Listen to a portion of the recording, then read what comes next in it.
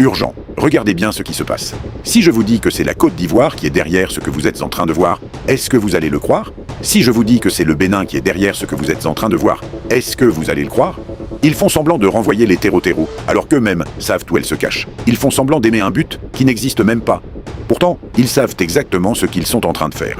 Ils dénoncent les problèmes de façon discrète et exposent la solution aux yeux de tout le monde. Le capitaine Ibrahim Traoré a décidé de dire toute la vérité. Tous ceux qui sont derrière les terroristes, tous ceux qui sont derrière l'écoulement des richesses du Burkina Faso... Alassane a quitté ici, il a moi aussi je peux pas gouverner en Côte d'Ivoire, c'est un babo qui est ivoirien, c'est un babo de ma fait. Si Alassane va aider, je pour lui. Je vous assure que vous serez choqués de découvrir ce qu'il a révélé. Pendant que le capitaine Traoré cherche à développer le pays, ses voisins cherchent à le détruire. Il a tout dévoilé lors d'une nouvelle conférence de presse. Je vous assure que vous serez choqués. Mais c'est un jour, par exemple, j'étais assis, le ministre de la Défense me dit que les Ivoiriens ont envoyé une note de retirer tous leurs élèves de nos écoles. L'académie, le PMK, l'ENSO, envoyé. Mais je dis, mais il y a quoi? Et puis ils retirent tous leurs élèves officiers et sous-officiers et tout. Aucune explication. Il dit, mais préparez donc à la réciprocité pour faire venir nos enfants, parce qu'on ne sait pas qu'est-ce qu'ils ont derrière la tête et qu'ils font cela. Voilà le point de départ. Le premier acte posé par les Ivoiriens. Nous aussi, on a fait rentrer donc nos élèves et on a laissé partir les élèves. Et petit à petit, on a commencé à avoir les actes d'hostilité vis-à-vis de nous. Pas de souci. On prend le Bénin et autres. Nous, on n'a pas provoqué quelqu'un. Mais on a tous vu, quand encore ils ont voulu transporter une guerre dans notre région, mais qui était au divan? Le président Ouattara est sorti qu'il va envoyer un bataillon, il a tout préparé et tout. Nous attendons son bataillon toujours. Le président Bénin a dit qu'il faut la force, ils vont faire la force, ils vont faire la guerre. Nous attendons. Nous sommes prêts à faire la guerre aussi. Il n'y a pas de désescalade possible tant que les mentalités sont comme ça. Celui qui cherche, il va trouver. Donc ce n'est pas nous qui avons commencé. Si les gens ne sont pas assez intelligents pour laisser encore les impérialistes venir les dire « tuez-vous entre frères noirs », qu'on y aille. Si c'est la solution pour atteindre l'indépendance, nous sommes prêts. Mais personne ne va nous asservir encore. Nous sommes prêts à cela. Nous nous battons. Nous nous battons déjà. Parce que le terrorisme, c'est une manifestation de l'impérialisme. Donc ne parlez pas de désescalade tant que la mentalité n'a pas changé. Il y a des gens, chaque mois ou chaque 2 mois, il faut qu'ils courent aller à Paris, aller prendre les ordres. Et revenir pour appliquer. Ils ne sont pas libres. Ils ne sont pas libres. Nous, par contre, personne ne nous dicte ce qu'on doit faire. On gouverne en fonction de nos populations, du besoin de nos populations. Nos populations ont besoin d'eau, on fait tout pour donner l'eau. Ils ont besoin d'avoir l'autosuffisance de manger à leur faim, on fait tout pour cela. Ils ont besoin de sécurité, on se bat pour les donner la sécurité. Ils ont besoin de routes, de développement, c'est ce qu'on se bat pour faire. Mais nous ne partons pas chez quelqu'un, aller prendre des ordres, il faut donner le marché de route à telle entreprise, donne tel truc à telle entreprise ou quoi. Ce sont des esclaves en fait. Et eux, tant qu'ils seront dans cette mentalité, oubliez les désescalades. Au contraire, ça va aller de mal en pis. Tant qu'ils seront dans cet esprit. Souvent, ils nous venaient donc de dire aux autorités togolaises, bon voilà ce qu'il est en train de faire, il faut le conseiller. Parce que nous, quand il est parti, nous n'avons cherché aucunement à faire une chasse aux sorcières, comme on aime le dire. Vous savez, on n'a jamais ouvert un dossier de corruption, de quoi contre lui. Parce que c'est un principe pour moi. Un ancien chef d'État, s'il a été chef d'État, je ne vais pas emmerder quelqu'un sur ça, parce que c'est une responsabilité qui lui a été confiée. Il a dirigé des millions de personnes, même si c'est pour 1 mois, il l'a fait. Donc, par respect pour cet esprit-là, que ce soit le président Europe, et Daniel lui-même, moi je n'ai jamais emmerdé quelqu'un. Pas pour autant qu'ils sont blancs, hein. Il y a beaucoup de choses. Mais j'ai décidé de ne pas emmerder quelqu'un. Et il devrait aller se caser tranquillement au Togo. Malheureusement, il est rentré dans une spirale où il faut coûte que coûte nous détruire. On a essayé de contenir cela. Mais quand vous prenez les dernières tentatives, il y a des choses quand même très graves. Où il disait à ceux-là qui devaient faire des actions et tout, qu'il y aurait beaucoup de morts. Ils n'ont qu'à tuer au maximum. Parce que pour arriver à leur fin, il faut tuer. Et de ne même pas s'en faire parce qu'ils ont des liens avec des terroristes aussi, qui vont tuer beaucoup autour pour occuper les unités, pour qu'ils ne puissent pas venir vers Ouagadougou pour nous soutenir. Donc un truc planifié comme ça, où vous devez tuer beaucoup d'innocents inutilement. Bon, nous avons envoyé toutes les preuves aux autorités togolaises. Il n'a pas pu nier, je pense qu'il a été entendu là-bas par la justice. C'est réel, donc voilà pourquoi on l'a extradé. Maintenant, pour l'instant, il est là, nous sommes en train de creuser. Et c'est un dossier très complexe parce qu'il y a beaucoup de choses autour. Ce qu'on a découvert, c'est que ça implique beaucoup de pays qu'on n'imagine pas, qui étaient soi-disant amis. Ça implique beaucoup de personnes, beaucoup de personnalités à travers le monde. Et on comprend qu'il y avait une grosse machine en fait. De toute façon, un juge l'a déjà vu. C'est lourd. Tout était encerclé. La RN16 qui relie des gens de Togo, qui pouvait prendre la route? Mais ils étaient là, non? Avec tous les hélicoptères, les chars et tout ce qu'il faut, la technologie, les drones, les satellites. C'est des incapables alors. Aujourd'hui, nous on circule tranquillement, librement. Et la dernière fois, il y a des ambassadeurs de l'Union européenne et certains pays européens qui ont dit est-ce qu'ils peuvent tenir? J'étais surpris de les voir à la télé. Ils partent un peu partout, ils se baladent dans le pays. Moi je pars où je veux. Pas par les airs, mais par la route, à travers mon pays. On ne peut pas se lever ici à l'ouest jusqu'à Gawa, aller faire ce qu'on veut, revenir à Tenkodo. C'est impossible. Ce sont des Burkinabés qui sont battus pour reconquérir nos terres. Et si ça c'est pire, c'est bien sûr pire pour lui. C'est pas bon pour lui. Notre avancée là, c'est dangereux pour la France. C'est dangereux, c'est pas bon qu'on reconquiert nos terres. Donc, comprenez qu'il a raison. Quand il parle, c'est pas pour notre bien à nous, c'est pas pour notre peuple, c'est pour eux leur bien. Et ils nous veulent dans l'insécurité. Et qu'ils viennent. Mais ils ont été incapables de ramener la sécurité. Et on va le dire même demain haut et fort. Nos forces se battent, on n'a pas besoin d'eux. Qu'ils s'occupent de leurs problèmes, et bon, nous aussi, voilà. La Russie a-t-elle été efficace pour vous aider à lutter contre le terrorisme? Alors, il faut que les gens comprennent quelque chose. C'est vrai que le président russe, même a souhaité tout ce qu'on veut comme aide en matière de lutte contre le terrorisme, qu'il veut que, si on veut que l'envoi des troupes, pourquoi, pour nous aider à combattre et tout. Mais moi, je dis quelque chose, nous sommes des Burkinabés. Personne ne viendra se battre pour nous. Ça, c'est intrinsèque à nous, Burkinabés. Donc, tout ce qu'on fait avec la Russie, si on a besoin d'équipement, la Russie, en tout cas, a ouvert la porte. Tout ce qu'on veut payer, ils sont prêts à nous vendre. Donc, déjà, ça, c'est une avancée majeure. Vous savez qu'il y a beaucoup de pays là, à qui on a voulu payer avec notre argent, ils ont refusé, non? Oui, beaucoup de pays européens et tout, ils ont refusé totalement de nous vendre les équipements. Mais la Russie nous vend ce qu'on veut. Deuxième chose, avec la Russie, nous partageons beaucoup d'expérience de combat. Ils sont en guerre, une guerre, je dirais, moderne. Nous aussi, on apprend de leur guerre. Nous sommes en guerre et aussi ils apprennent de notre guerre. Vous comprenez? Donc il y a un partage d'expérience. C'est un domaine assez restreint. À part ça, personne ne nous aide sur le terrain. Ce sont les soldats burkinabés qui se battent, qui reconquièrent nos terres et qui continuent de progresser. Personne ne sait comment ça avance. Même la formation, on se forme entre nous. Personne ne forme l'armée burkinabé. Voilà, parce que nous avons un concept, j'aime le dire aux gens, je le dis tout de suite. Vous, les Européens et autres, vos armées là, est-ce que c'est Dieu qui est venu vous montrer comment on fait la guerre? Est-ce que vous êtes plus intelligents que nous? On a le même cerveau. Donc nous aussi, on va développer la guerre avec notre guerre que nous avons. Personne ne vient nous former. Et personne ne sait faire mieux cette guerre que nous. Ça, je peux vous le dire. Si des armées européennes viennent ici affronter les terroristes dans nos conditions, ils vont mourir. C'est nous qui connaissons cette guerre, c'est nous qui la menons, c'est nous qui nous formons à faire cette guerre. Il faut que les Africains arrêtent de croire que, comme si Dieu a envoyé un messie pour apprendre aux autres comment faire la guerre, et c'est eux qui doivent venir nous apprendre. Pourquoi? On peut payer un équipement chez vous, qui est technologique. Vous venez nous apprendre à utiliser l'équipement. Après ça, vous partez. C'est ce qui se passe avec les Russes, les Chinois, les Turcs. Vous voyez, des drones, certains équipements avancés. Quand on paye, ils viennent, mais il y en a quelques mois. Ils nous apprennent à utiliser l'équipement. Et puis après ça, le contrat est fini, chacun rentre chez lui. Mais sur le champ de bataille, c'est burkinabé. Ce sont nos terres, et sinon on va se battre pour nos terres. C'est ça la logique. Je vois, Monsieur le Président. Mais plus de 60% de Burkina Faso, soit la majorité du pays, est contrôlée par des djihadistes. Cette approche fonctionne-t-elle? Qui a dit ça? C'est vérité. Ah oui. C'est les D'accord. femmes. Après ici, vous prenez partout où vous voulez sur la carte. En ligne, print, Là? en ligne.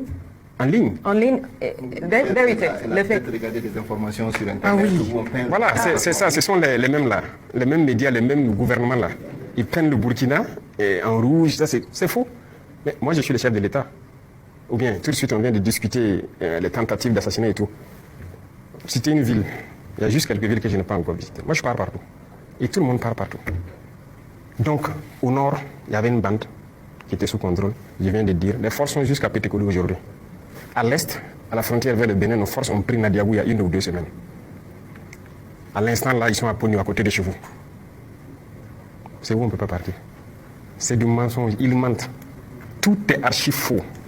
Si c'était tel que vous le dites, on fait le tour du façon ici, non? On roule, non? À vélo, non? On organise nos événements, non? Il y en a même qui disaient la dernière fois que Djibo a disparu, Djibo est tombé. Pendant le même temps, il y avait une compétition de football à Djibo qui a été clôturée il y a quelques jours. Ils mentent. L'art de mentir, c'est dans les médias occidentaux. Beaucoup de ces médias mainstream, comme j'aime dire, ils ne font que mentir pour vous vendre de fausses informations et croire que tout va mal. Au contraire, beaucoup de choses vont bien ici. Notre économie se porte très bien, on se porte mieux dans notre combat et on avance. Donc, ce que vous lisez sur Internet, attention. La Russie vous aide-t-elle à gérer votre... Il est droit de l'homme, Monsieur le Président. Organisation internationale, on vous a accusé de réprimer la presse indépendante et la société civile. Y a-t-il une place pour les droits de l'homme au Burkina Faso? Il y a les droits de l'homme au Burkina, c'est quoi ils appellent les droits de l'homme? Moi, je ne sais pas ce qu'ils pensent. Vous savez, personne ne va venir ici financer des gens, les endoctriner pour détruire nos pays. Ça n'aura pas lieu. Vous savez, il y a combien d'ONG au Burkina? Vous pouvez imaginer, faites des recherches. C'est même pas des centaines, hein. C'est beaucoup. Je ne vais pas vous donner de nom. Faites des recherches. Cherchez chaque ONG fait quoi. Vous croyez vraiment que c'est humanitaire? Donc il y a des choses comme ça qu'on combat. On dit qu'on combat les droits de l'homme. C'est ça les droits de l'homme? Nous, on lutte contre le terrorisme pour sécuriser nos populations. Donc on donne le droit de vie à nos populations. C'est le premier droit, non? Le droit à la vie. Est-ce qu'on ne lutte pas pour les droits de l'homme? On se bat pour que les écoles qui sont fermées ouvrent, pour que les enfants puissent aller à l'école. Le droit à l'éducation, ce n'est pas le droit de l'homme. Qui se bat pour nous? Qui nous aide? Ces mêmes gens qui piaillent tous les jours que les droits de l'homme. Personne ne nous a donné une seule cartouche pour lutter contre le terrorisme qui tue nos enfants, pour lutter contre le terrorisme qui ferme nos écoles, qui détruisent nos écoles. Ça veut dire que les terroristes luttent contre les droits de l'homme, nous on lutte pour les droits de l'homme, et eux ils encouragent les terroristes. Qui lutte contre les droits de l'homme? C'est eux qui le disent. Et je vous parlais tout de suite de certaines choses qui se passent en Europe et tout. Mais c'est là-bas qu'ils luttent contre les droits de l'homme. Sinon, ici, les droits de l'homme existent. Et retenez quelque chose, les droits de l'homme viennent d'Afrique. Ça ne vient pas d'ailleurs. Ça vient d'Afrique et d'Afrique de l'Ouest ici. Les premières chartes qui parlaient des droits de l'homme, c'était ici, dans la Confédération AES, plus précisément au Mali. La charte de Kourkanfouga. Donc les droits de l'homme étaient connus par les Africains. On était bien organisés, une société bien organisée, chacun avec ses droits, même les droits des femmes. C'est en Afrique que les droits des femmes existaient. Ailleurs, ça n'existait pas. Et c'est eux là qui peuvent nous parler des droits des femmes ou des droits de l'homme. Ils ne connaissent aucun droit. Qui parle des droits de l'homme? Qui a bombardé les enfants en Libye tués? Qui bombarde les enfants un peu partout, largue les bombes sans distinction, tuer des enfants et trucs? C'est ça les droits de l'homme? C'est pas ce que nous on fait. Nous on lutte pour la vie de nos populations. On les protège. Nos soldats meurent pour les protéger. Et on fait tout pour ouvrir nos écoles, pour les éduquer. On fait tout pour subventionner nos paysans, faire l'agriculture pour qu'ils mangent à leur faim. On fait tout pour creuser des forêts pour que les gens aient l'eau potable. Qui lutte contre les droits de l'homme? C'est eux. Ils n'ont aucun respect des droits de l'homme. Et les VDP accusés de graves violations, où en sont les investigations promises? Ceux qui disent que les VDP sont accusés de graves violations, ils ont présenté quelles preuves? Nous-mêmes, qui avons pris des VDP dans certains actes, ils sont en prison. Ces VDP-là sont en prison. Et ils savent où ils sont. Et nous avons dit, quiconque, ça c'est pas quelqu'un, écoutez, nous sommes majeurs. Nous sommes majeurs. Il ne faut pas que quelqu'un va nous voir comme des sous-hommes. Nous savons ce que nous faisons. Et c'est cette mentalité aussi qui est dangereuse. Parce que souvent, certains dirigeants en Occident et trucs là, voient les Africains comme des sous-hommes. Et donc, ils viennent ici comme si ils doivent nous apprendre des choses. Je vous ai dit que le droit à la vie, c'est nous, on enseigne ça au reste du monde. Personne ne nous enseigne ça. Donc, c'est vrai qu'il y a eu quelques petits problèmes avec certains VDP. Il y en a qui ont fait des bavures et autres. Ils sont en prison. C'est sans état d'âme avec ça. Maintenant, tout ce qu'ils disent là, ils ont eu quelle preuve? Rien. C'est nous, quand les gens nous accusent, on fait les investigations. Et très souvent, on part trouver que c'est ce qu'on appelle la perfidie. Les terroristes, ils viennent, ils font des massacres dans des endroits, avec souvent nos tenues. Même souvent, on dit que c'est l'armée. Et puis ils partent. On dit, on vient dans les tenues de l'armée. Mais oui, mais c'est pas nous. Ils mettent nos drapeaux, tous nos insignes, et puis ils viennent faire. Et les terroristes publient des vidéos de ça. Mais pourquoi ils ne voient pas? Les terroristes publient sur les réseaux sociaux des vidéos où ils sont dans nos tenues, dans nos accoutrements et tout. Ils partent faire des actions. Et puis après, ils filment une donnée à ces gens, à ces individus-là pour dire que ce sont les forces armées. Ils sont bien au courant parce que c'est eux-mêmes qui partent là-bas. Comment ils ont fait pour avoir le canal avec les terroristes, pour avoir des images? Comment ils font? Et il y a des gens même qui ont le culot de nous dire qu'ils ont filmé. Je me rappelle une fois, une ONG qui, par image satellite, ils ont vu des Maliens en train de commettre les forces maliennes en train de commettre des exactions. Ils n'ont même pas honte. Ils n'ont pas l'intelligence de savoir que ce qu'ils disent n'est pas bien. Pourquoi je dis n'ont pas l'intelligence? C'est parce qu'ils voient le noir toujours comme un sous-homme. Sinon, si vous avez la capacité d'avoir des satellites pour voir des forces en train de commettre des exactions, mais vous n'avez pas de capacité d'avoir des satellites pour voir les terroristes. Vous nous insultez alors. Ici, tout notre combat, c'est pour la survie de nos populations et leur sécurité. Et on vit bien. On vit bien, on est en bonne harmonie. Sinon, bon, on ne pourrait pas aller où on veut. Et voilà, on ne pourrait pas agir. Et vous pouvez vous balader au Burkina. Hein. Vous pouvez aller partout où vous voulez. Vous allez voir ce qui change au Burkina. Enfin, le capitaine Ibrahim Traoré a décidé de dévoiler toute la vérité que vous cherchez, la vérité que personne ne cherche à savoir, les implications du Bénin, de la Côte d'Ivoire et qui veut renverser le capitaine Ibrahim Traoré. Je vous assure que si vous découvrez ce que le capitaine Ibrahim Traoré a dit, vous serez totalement choqué. Exactement ce qui se passe. Ça fait maintenant un an que le capitaine Ibrahim Traoré a proclamé la révolution progressiste populaire au Burkina Faso. Et pour la première fois, il a ouvert les portes du palais présidentiel de Koulouba à Ouagadougou pour un entretien historique avec la presse nationale et internationale. Ce que vous allez entendre dans ce script, ce ne sont pas des rumeurs, ce ne sont pas des suppositions, ce sont ses propres mots, reformulés ici pour vous avec toute la clarté que la situation mérite. Commençons par ce qui vous a peut-être le plus intrigué, la question de la sécurité. Pendant des années, le Burkina Faso a vécu sous la terreur des groupes armés. Des territoires entiers du pays étaient tombés aux mains de ces groupes. Et l'armée, à l'époque, attendait des ordres, attendait des formations venant de l'étranger, attendait que d'autres lui disent non, comment faire la guerre chez elle. Mais tout ça, selon le capitaine Traoré, c'est terminé. Il l'a dit clairement. Aujourd'hui, l'initiative de la manœuvre militaire appartient aux Burkinabés. Ce n'est plus l'ennemi qui donne le rythme. Et cette bascule, comme il l'appelle lui-même, est peut-être la chose la plus importante qui se soit passée depuis le début du conflit. Ce qui rend cette déclaration encore plus frappante, c'est le détail qu'il donne. Il parle de localités reconquises, des zones que personne n'avait osé approcher depuis presque 10 ans. Il cite Baraboulé, Pétoli, des zones au nord du pays qui étaient considérées comme des sanctuaires terroristes. Sanctuaires. Le mot est fort. Il veut dire que les groupes armés s'y sentaient chez eux, tellement chez eux, qu'ils y avaient construit des camps d'entraînement, des parcours d'obstacles, du béton, du matériel importé, des infrastructures qui, d'après ses propres mots, étaient mieux construites que certains centres de formation de l'armée régulière. Et pourtant, ces zones sont tombées. Les forces burkinabées y sont entrées, s'y sont installées. À l'est, vers la frontière béninoise, la même dynamique se répète. Des villes comme Nadiagou et d'autres ont été reprises. Le capitaine Traoré l'affirme avec une conviction qui ne souffre pas le doute. Et sur la question des personnes déplacées internes, ce chiffre qui fait si souvent les manchettes des rapports humanitaires, il corrige ce que beaucoup pensaient savoir. Il explique qu'à un certain moment, le pays comptait près de 2 millions de déplacés. Aujourd'hui, ce chiffre est passé sous le million.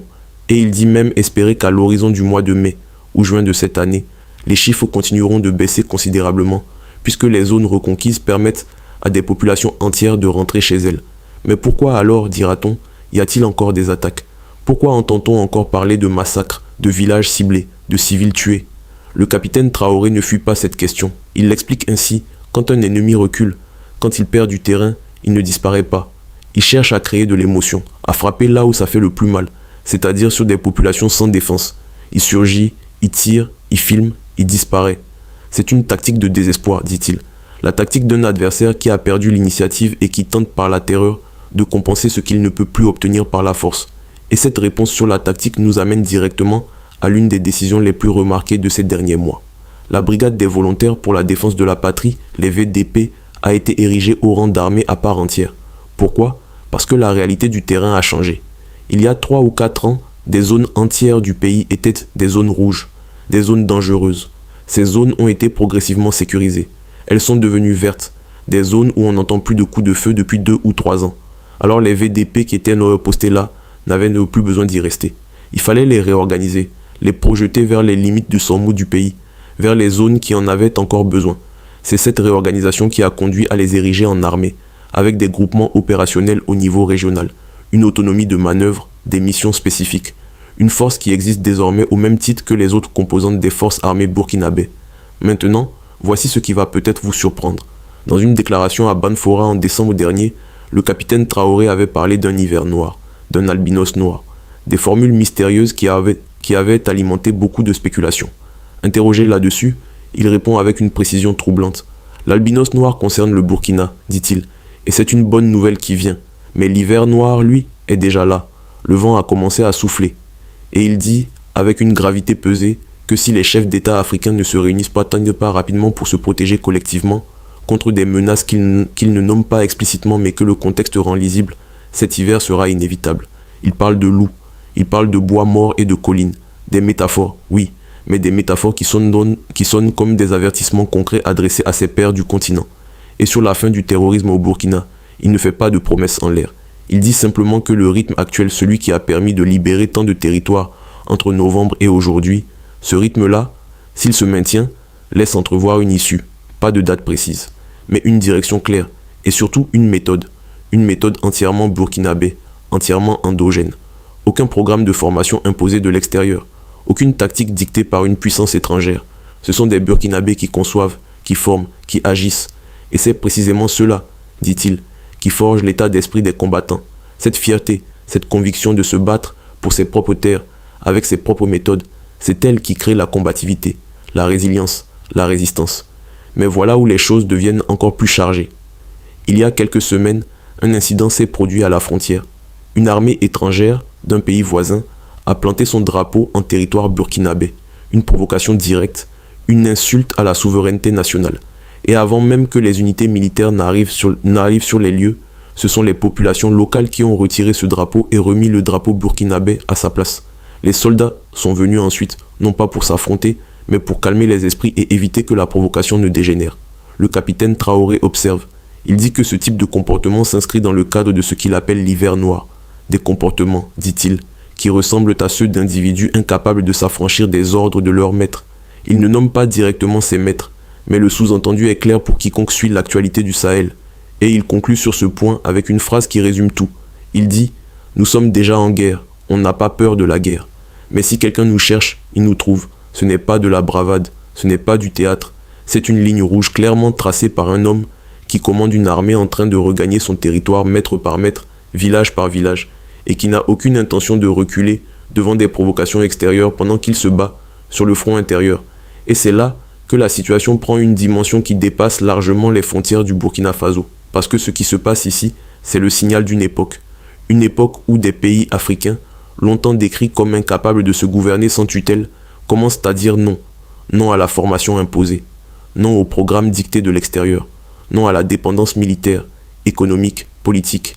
Et oui à quelque chose que le capitaine Traoré appelle la révolution progressiste populaire. Alors qu'est-ce que c'est concrètement cette révolution ? Il a attendu 1 an avant de proclamer officiellement cette révolution, après le 30 septembre 2022. Et quand il l'a fait, il n'a pas sorti un manifeste tout prêt. Il a observé. Il voulait voir si le peuple burkinabé allait s'en emparer spontanément. Et apparemment, c'est ce qui s'est passé. Des conférences ont été organisées. Des enseignants ont changé leur approche pédagogique. Des jeunes ont pris des initiatives. Il dit avoir observé tout ça avec satisfaction. Et maintenant, le manifeste est en cours de finalisation. L'Institut des peuples noirs va monter en puissance. Une élite révolutionnaire est en train de se former. Et la cible prioritaire de cette formation, ce sont les plus jeunes. Et maintenant, parlons de ce qui a vraiment choqué beaucoup d'observateurs. La question des élections, de la démocratie, du futur politique du Burkina Faso. Une nouvelle charte de la révolution a été adoptée par l'Assemblée législative du peuple. Certains ont dit que cette charte ouvrait la voie à un pouvoir à vie pour le capitaine Traoré. Sa réponse est directe, tranchante, et pour certains, elle sera difficile à entendre. Il dit « On ne parle même pas d'élection. Ce n'est pas notre priorité. Les défis sont là, il faut les relever. » Et sur la démocratie, il va encore plus loin. Il dit sans détour que la démocratie telle qu'on la présente aux Africains ne les intéresse pas. Il cite la Libye, un pays qui vivait en paix, où des services de base étaient gratuits, où des aides sociales existaient et qui a été détruit au nom de la démocratie. Des centaines de milliers d'enfants morts, des populations qui cherchent de l'eau avec des bidons. C'est ça la démocratie dont on parle, dit-il. Une démocratie qui s'installe dans le sang, qui tue pour exister. Et il conclut avec une phrase qui va rester. Que Dieu nous garde de cette démocratie. On peut ne pas partager cette vision. On peut la trouver dangereuse. Mais ce qu'on ne peut pas faire, c'est prétendre qu'elle n'est pas cohérente avec ce qu'il dit et ce qu'il fait depuis qu'il est au pouvoir. Il ne dit pas que les Burkinabés n'ont pas de droits.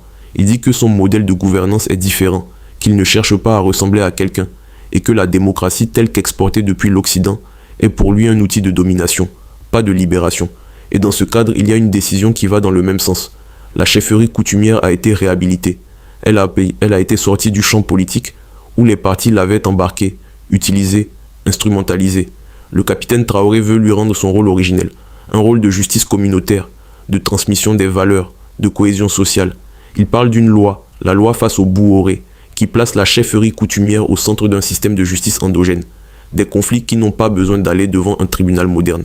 Des problèmes qui peuvent se régler au sein de la communauté par des mécanismes qui ont existé bien avant la colonisation. Et c'est ce modèle-là qu'il veut restaurer. Sur la question des libertés religieuses, une loi a été adoptée. Et là encore, il y a eu des incompréhensions, des grincements de dents dans certains milieux. Le capitaine Traoré répond avec un peu d'impatience. Il demande « Est-ce que ceux qui critiquent ont lu la loi ?» Cette loi, dit-il, est le résultat de plus d'1 an de concertation avec les communautés religieuses. Elle ne vise pas à supprimer la liberté de culte. Elle vise à organiser l'espace religieux, à faire en sorte que quelqu'un ne puisse pas se lever du jour au lendemain, se proclamer imam ou leader religieux, construire sa mosquée et prêcher ce qu'il veut sans aucun cadre, sans aucune légitimité reconnue par sa propre communauté. C'est une loi qui donne du poids aux fédérations religieuses, qui leur permet d'organiser leur propre espace, de certifier leur propre leader. Pour lui, c'est une loi de protection, pas de répression. Et maintenant, on arrive à un point qui a fait l'effet d'une bombe quand il l'a annoncé. Les partis politiques, suspendus, puis dissous. Le capitaine Traoré n'essaie pas d'embellir la chose. Il dit la vérité telle qu'il la voit. La politique telle qu'elle a été pratiquée au Burkina, c'était une entreprise. Des beaux parleurs qui recrutent, des opérateurs économiques qui financent, des populations qui se font corrompre, et une fois au pouvoir, on rembourse ses dettes. Les marchés de l'État distribués à ceux qui ont financé la campagne. Les taxes allégées pour ceux qui ont arrosé les caisses du parti. Et résultat, un pays divisé jusqu'au sein des familles, où deux frères de sang peuvent se haïr à cause de leurs affiliations politiques. Il dit même que quand il est arrivé au pouvoir, des opérateurs économiques sont venus lui proposer de financer ses activités. Sa réponse ?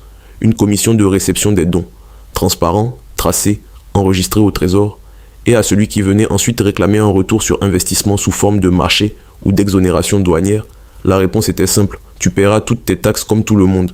Mais le dossier qui a peut-être provoqué le plus d'interrogations à l'international, c'est l'extradition de l'ancien président Paul-Henri Sandaogo Damiba depuis le Togo. Le capitaine Traoré explique que depuis que Damiba était au Togo, il y avait eu plusieurs tentatives de déstabilisation. Mais lui, il n'avait pas voulu ouvrir un dossier judiciaire contre lui. Par principe, dit-il, un ancien chef d'État mérite un respect minimal. Il avait gouverné des millions de personnes. Alors il lui avait simplement demandé, via les autorités togolaises, de se tenir tranquille. Mais les tentatives ont continué. Et la dernière en date était d'une gravité exceptionnelle.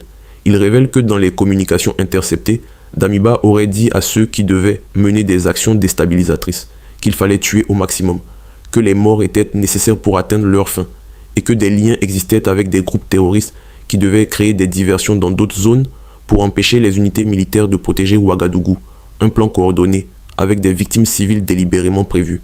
Face à ces preuves, le Togo a extradé Damiba. Et ce qu'ont découvert les enquêteurs burkinabés depuis lors dépasse, selon le capitaine, ce qu'on aurait pu imaginer. Des pays impliqués qu'on n'aurait pas soupçonnés, des personnalités à travers le monde, une grosse machine, dit-il. Et un juge a déjà vu le dossier. Il dit simplement, c'est lourd, très lourd. Sur la lutte contre la corruption, il reconnaît que les médias ont surtout parlé des affaires qui ont été rendues publiques, comme l'affaire des caméras de surveillance. Mais il précise que ce ne sont là que la partie visible d'un travail beaucoup plus profond. Il y a des gros poissons pris, dit-il.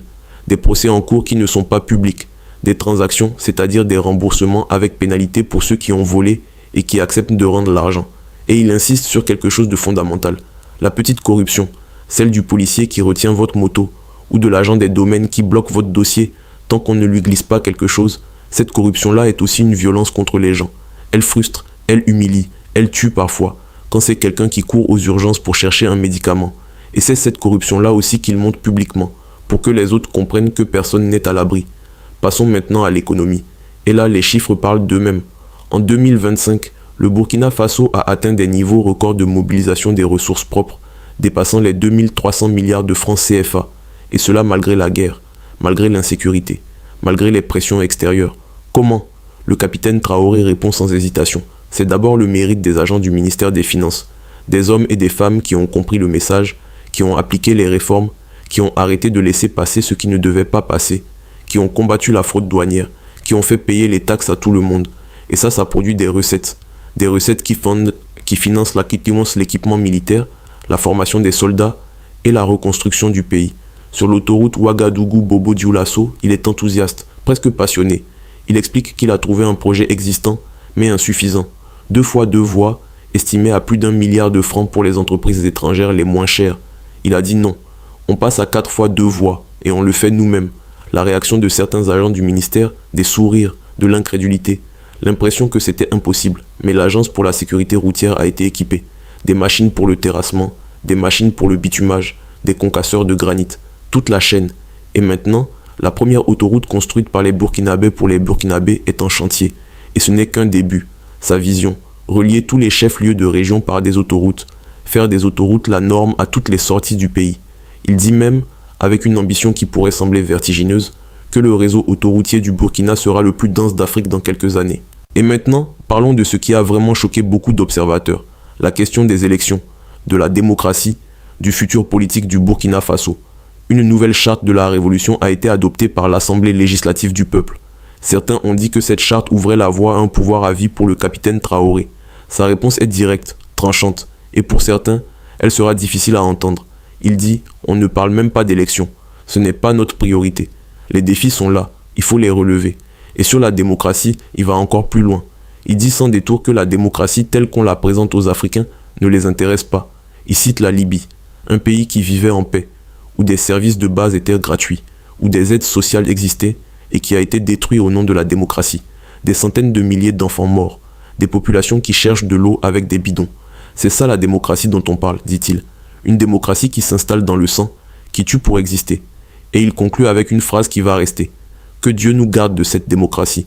On peut ne pas partager cette vision, on peut la trouver dangereuse, mais ce qu'on ne peut pas faire, c'est prétendre qu'elle n'est pas cohérente avec ce qu'il dit et ce qu'il fait depuis qu'il est au pouvoir. Il ne dit pas que les Burkinabés n'ont pas de droits. Il dit que son modèle de gouvernance est différent, qu'il ne cherche pas à ressembler à quelqu'un, et que la démocratie telle qu'exportée depuis l'Occident est pour lui un outil de domination, pas de libération. Et dans ce cadre, il y a une décision qui va dans le même sens. La chefferie coutumière a été réhabilitée. Elle a été sortie du champ politique où les partis l'avaient embarquée, utilisée, instrumentalisée. Le capitaine Traoré veut lui rendre son rôle originel, un rôle de justice communautaire, de transmission des valeurs, de cohésion sociale. Il parle d'une loi, la loi face au Bouoré, qui place la chefferie coutumière au centre d'un système de justice endogène. Des conflits qui n'ont pas besoin d'aller devant un tribunal moderne. Des problèmes qui peuvent se régler au sein de la communauté par des mécanismes qui ont existé bien avant la colonisation. Et c'est ce modèle-là qu'il veut restaurer. Sur la question des libertés religieuses, une loi a été adoptée. Et là encore, il y a eu des incompréhensions, des grincements de dents dans certains milieux. Le capitaine Traoré répond avec un peu d'impatience. Il demande « Est-ce que ceux qui critiquent ont lu la loi ?» Cette loi, dit-il, est le résultat de plus d'1 an de concertation avec les communautés religieuses. Elle ne vise pas à supprimer la liberté de culte. Elle vise à organiser l'espace religieux, à faire en sorte que quelqu'un ne puisse pas se lever du jour au lendemain, se proclamer imam ou leader religieux, construire sa mosquée et prêcher ce qu'il veut sans aucun cadre, sans aucune légitimité reconnue par sa propre communauté. C'est une loi qui donne du poids aux fédérations religieuses, qui leur permet d'organiser leur propre espace, de certifier leur propre leader. Pour lui, c'est une loi de protection, pas de répression. Et maintenant, on arrive à un point qui a fait l'effet d'une bombe quand il l'a annoncé. Les partis politiques, suspendus, puis dissous. Le capitaine Traoré n'essaie pas d'embellir la chose. Il dit la vérité telle qu'il la voit. La politique telle qu'elle a été pratiquée au Burkina, c'était une entreprise. Des beaux parleurs qui recrutent, des opérateurs économiques qui financent, des populations qui se font corrompre, et une fois au pouvoir, on rembourse ses dettes. Les marchés de l'État distribués à ceux qui ont financé la campagne. Les taxes allégées pour ceux qui ont arrosé les caisses du parti. Et résultat, un pays divisé jusqu'au sein des familles, où 2 frères de sang peuvent se haïr à cause de leurs affiliations politiques. Il dit même que quand il est arrivé au pouvoir, des opérateurs économiques sont venus lui proposer de financer ses activités. Sa réponse ? Une commission de réception des dons, transparent, tracé, enregistré au trésor, et à celui qui venait ensuite réclamer un retour sur investissement sous forme de marché ou d'exonération douanière, la réponse était simple, tu paieras toutes tes taxes comme tout le monde. Mais le dossier qui a peut-être provoqué le plus d'interrogations à l'international, c'est l'extradition de l'ancien président Paul-Henri Sandaogo Damiba depuis le Togo. Le capitaine Traoré explique que depuis que Damiba était au Togo, il y avait eu plusieurs tentatives de déstabilisation. Mais lui, il n'avait pas voulu ouvrir un dossier judiciaire contre lui. Par principe, dit-il, un ancien chef d'État mérite un respect minimal. Il avait gouverné des millions de personnes. Alors il lui avait simplement demandé, via les autorités togolaises, de se tenir tranquille. Mais les tentatives ont continué. Et la dernière en date était d'une gravité exceptionnelle.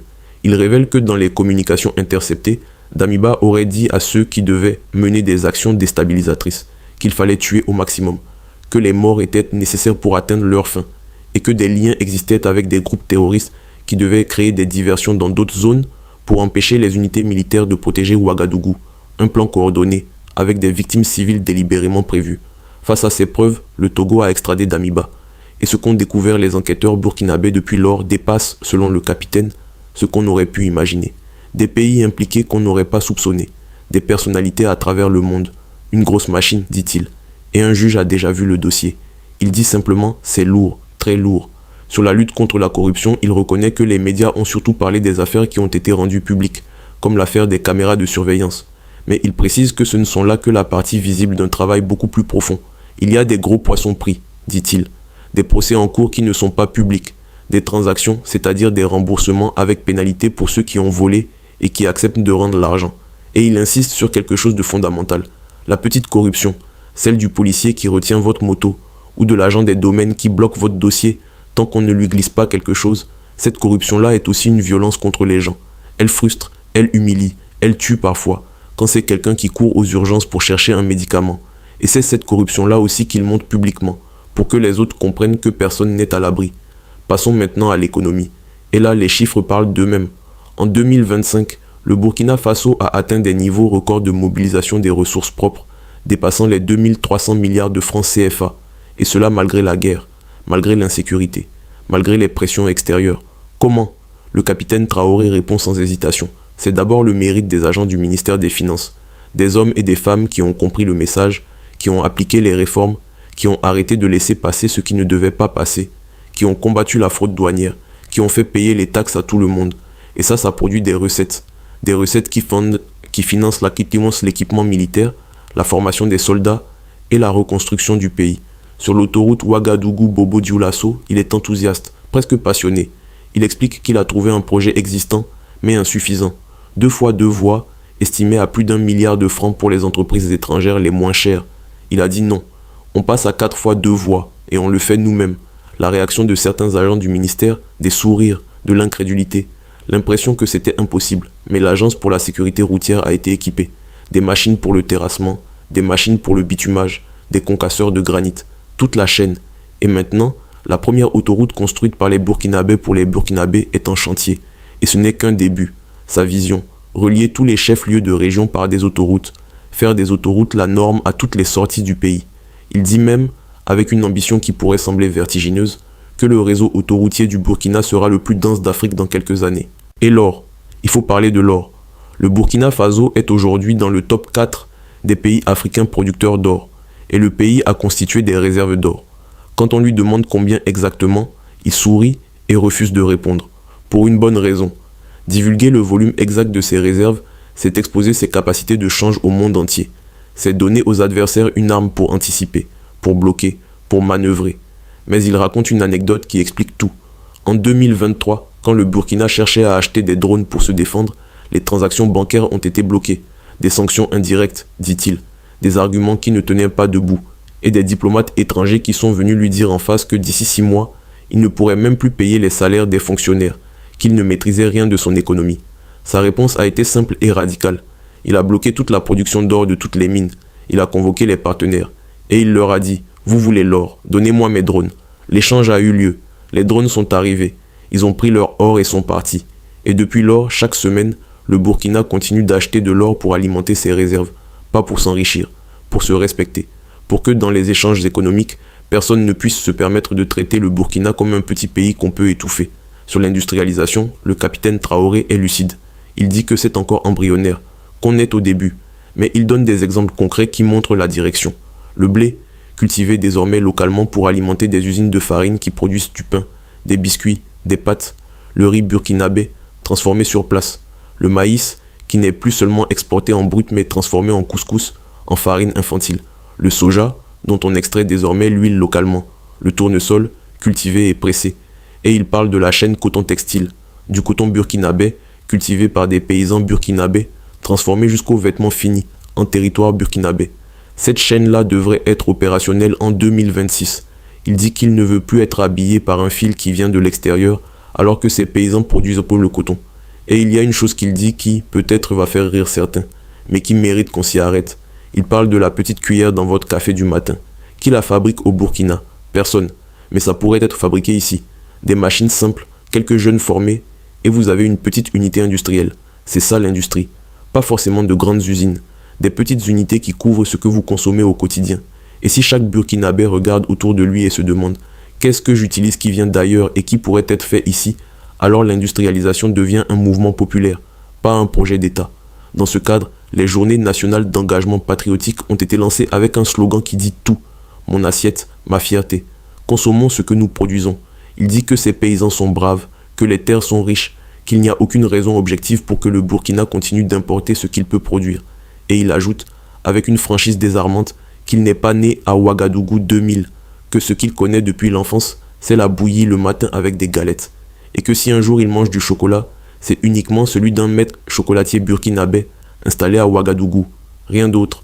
Parce que pour lui, consommer local, ce n'est pas une posture de campagne, c'est une conviction profonde.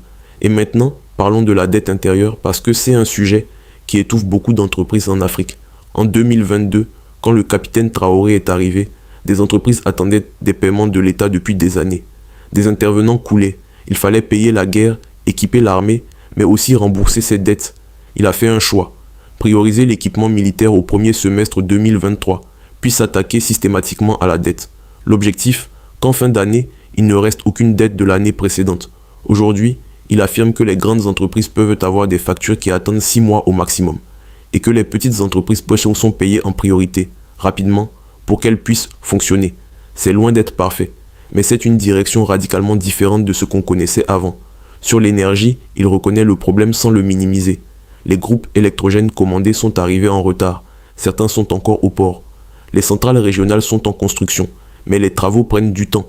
Le réseau de transport d'électricité est à refaire entièrement, ce qui représente des centaines de milliards.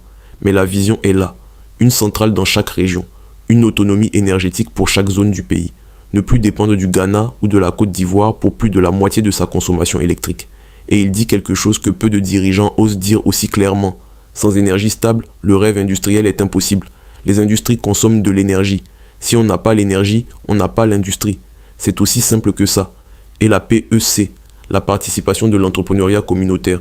Voici peut-être l'une des initiatives les moins connues à l'international, mais les plus importantes sur le plan symbolique. Cette agence créée pour permettre aux communautés burkinabées de devenir actionnaires de leurs propres ressources a été combattue. Combattue physiquement, avec des militants payés pour arracher les affiches dans les rues. Combattue dans les médias, avec des campagnes de dénigrement financées. Combattue par des opérateurs économiques et même par des banquiers. Pourquoi ? Parce qu'elle représente une menace pour ceux qui profitaient du système ancien. Mais elle a survécu. Et aujourd'hui, sa première mine est presque opérationnelle. Les équipements sont en place. Les premiers lingots vont couler prochainement. La deuxième mine sera bientôt en travaux. Et les revenus seront réinvestis dans des unités industrielles comme l'usine de transformation de piment à Banfora. Au niveau de la Confédération de l'Alliance des États du Sahel, le capitaine Traoré, qui en préside désormais la présidence tournante depuis décembre, parle de priorités concrètes.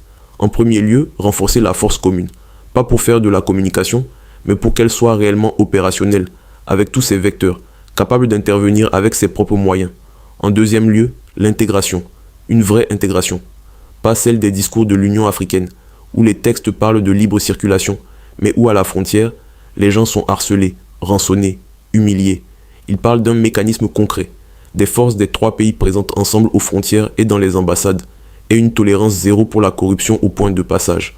Un agent corrompu, radie, immédiatement. En troisième lieu, l'économie. Parce que c'est l'économie qui tient le monde, dit-il. Sur la résolution du Parlement européen demandant la libération de l'ancien président nigérien Mohamed Bazoum, il n'use pas de diplomatie. Il dit que c'est une ingérence pure et simple. Il pose une question directe. Bazoum est-il nigérien ou est-il un agent de l'Union européenne ?